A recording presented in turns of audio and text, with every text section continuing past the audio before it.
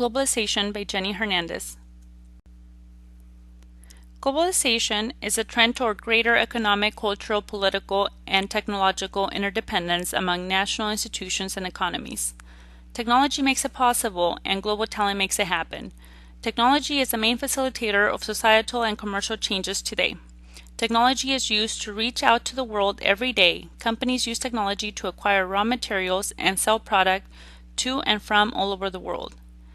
Additionally, companies now have access to global talent from all over the world. It means that the phrase, "it's a small world," has never been more accurate. Globalization is reshaping our cultures along with our political and economic systems. We are becoming more interconnected and dependent on one another. Just look around you and at the clothes you're wearing. You will find that our everyday items come from all over the world. From Adidas sandals made in Indonesia to Abercrombie t-shirts made in Northern Mariana Islands, American Eagle jeans made in Mexico, Nokia products designed in Finland and manufactured in the US, and coffee that comes from a blend of Colombia and Ethiopia. Globalization of markets refers to the tendency of buyer preferences around the world becoming more and more similar.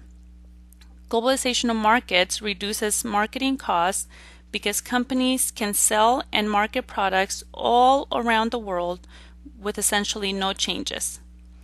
However, companies must keep in mind local needs are important, and they need to not overlook the potential benefit of providing adapted product versus standardized product. Globalization of markets also creates market opportunities for companies whose home base is small or saturated, and it levels uneven income streams by allowing companies who sell seasonal product to supplement their income stream through international sales.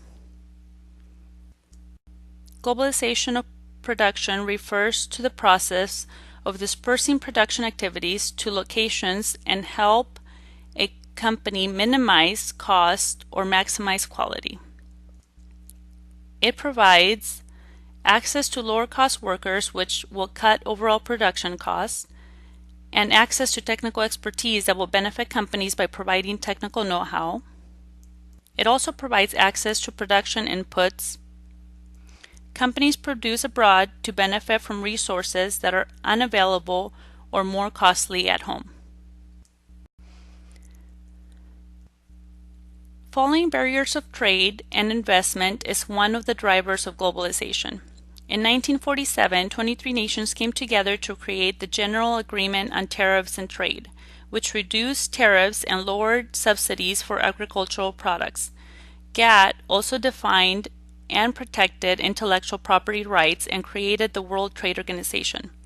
WTO enforced the rules of international trade, and its goals are to help the free flow of trade, negotiate the further opening of markets, and settle trade disputes. There are also regional trade agreements that aid globalization, such as NAFTA, EU, and APEC. Technological innovation is another driver of globalization.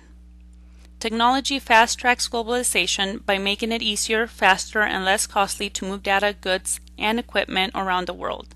Examples of technology innovations that make it easier for companies to coordinate, control, forecast, and communicate with customers and suppliers quickly and cheaply are email, video conferencing, the internet, as well as company intranets and extranets. Additionally, transportation technology advancements such as global positioning systems and radio frequency identification allow for continuous monitoring of shipments, which are making global shipping more efficient and dependable. Now let's take a look at some of the impacts of globalization along with its pros and cons. Some of the pros for jobs and wages. Globalization increases wealth and efficiency in all nations because raised output and efficiency allows companies to pass savings to consumers. It generates labor market flexibility in developed nations by allowing for deployment of labor when demand is greater. And globalization also advances economies of developing nations by injecting capital that creates higher paying jobs and expands the middle class, raising the standards of living. Now let's take a look at some of the cons. Globalization eliminates jobs in developed nations by sending good paying manufacturing jobs abroad. It also lowers the wages in developed nations because dislocated manufacturing workers end up with lower paying jobs. And it exploits workers in developed nations. Globalization impact on labor and environment. Some argue that globalization lowers labor standards, but the studies that have been done don't support this claim. Globalization opponents also say that it creates a race to the bottom effect, encouraging countries to lower their environmental standards to encourage investment. However, evidence shows that pollution-sensitive U.S. firms tend to invest in countries with stricter environmental standards. Additionally, globalization critics claim that moving factory jobs to poor nations increases income disparities in rich nations and widens the gap in average income and inequality between rich and poor nations.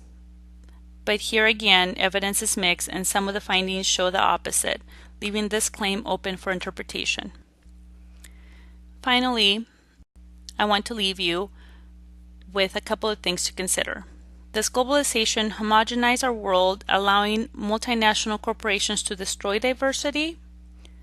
Or does globalization allow nations access to goods they don't produce and import people's cultural goods, increasing and protecting deeper moral and cultural norms?